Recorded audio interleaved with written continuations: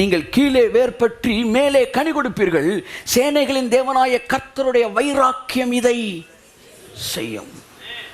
கிறிஸ்தவ வாழ்க்கை என்பது உங்கள் வைராக்கியம் அல்ல, அது அவருடைய வைராக்கியம்.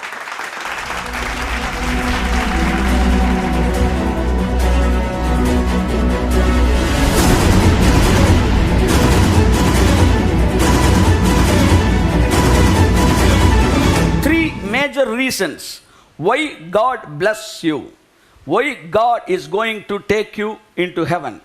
உன்னை தேவனே ஆசீர்வதிக்கிறாரு, உன்னை ஏன் பரலோகத்துக்கு கொண்டு போக போறாரு என்பதற்கான 3 முக்கியமான காரணங்கள் சொல்ல போகிறேன். நம்பர் 1, உன் எதிரிகளின் ஆகாமியம். ஆகாமியம்னா எதிரிகளுடைய துன்மார்க்கம். அவனை பார்த்து உன்னை ஆசீர்வதிச்சாரான் தேவன்.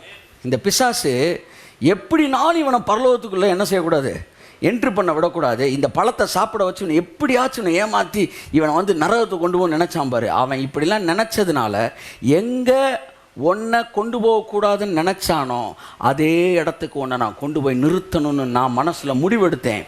என்னுடைய வைராக்கியம், பைபிள் சொல்லுது, நீங்கள் கீழே வேர் பற்றி மேலே கனி கொடுப்பீர்கள். சேனைகளின் தேவனாய கர்த்தருடைய வைராக்கியம் இதை செய்யும். கிறிஸ்தவ வாழ்க்கை என்பது உங்கள் வைராக்கியம் அல்ல, அது அவருடைய வைராக்கியம். கையெழுத்து. ஆமென். நேற்று அந்த வசனத்தை வாசித்தப்ப நான் ஆச்சரியப்பட்டேன். பொதுவாக எங்களுக்கு என்ன சொல்லி கொடுத்தாங்கன்னா, தம்பி வைராக்கியமாக இருக்கணும், தம்பி சிஸ்டர் வைராக்கியமாக இருக்கணும் கர்த்தருக்காக, சரியா? நீங்கள் வைராக்கியமாக இருந்தால்தான் உங்கள் வாழ்க்கையில் ஆசீர்வாத உயர்வுகள் வரும்னு. ஆனால் கர்த்தர் சொல்கிறாரு, நான் வைராக்கியமாக இருக்கிறேன்னு அவனை ஆசீர்வதிக்கிறது. நீங்கள் வைராக்கியமாக இருக்கலாமா? இருக்கலாம். உங்கள் வைராக்கியம் 4 நாள். எத்தனை நாள்? 4 நாள்.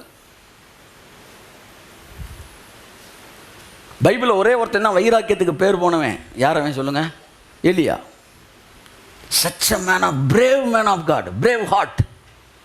அவன் சொல்றான், சேனைகளின் தேவனுடைய கர்த்தருக்காக நான் வெகு பக்தி வைராக்கியமாக இருந்தேன். ஒரு பெண்ணுக்கு முன்பாக அவன் பயந்து ஓடி போய் ஒளிஞ்சிட்டான். எங்கடா போச்சு வைராக்கியம்? பயமாகி போச்சு சார் என்றான். எலியாவே ரட்சிக்கப்படுவது அரிதானால். அரேபிய குதிரைகள்லாம் தோற்று போச்சு.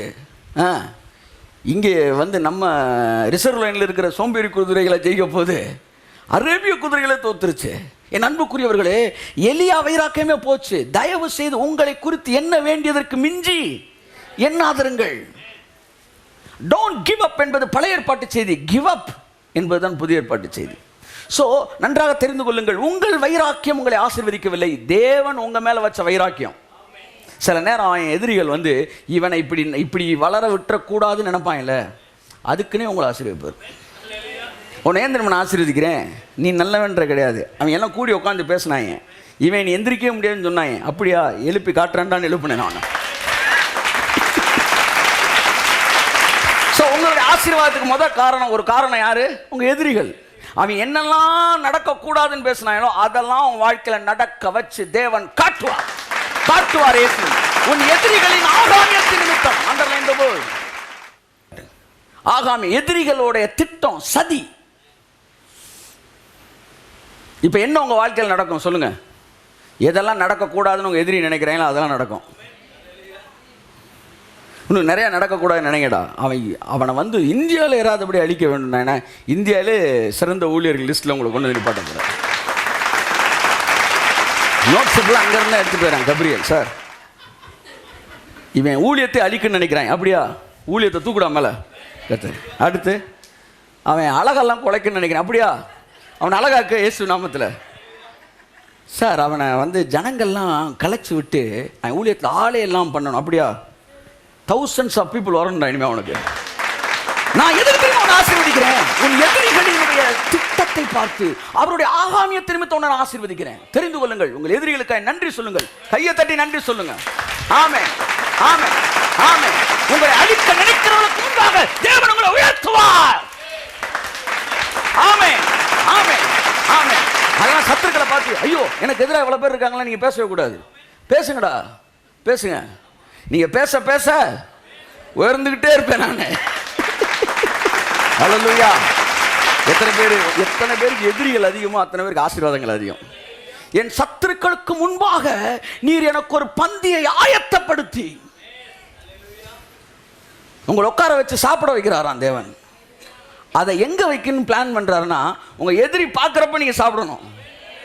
எப்படி ஒரு இன்ட்ரெஸ்டிங்கான கடவுள் பாருங்க.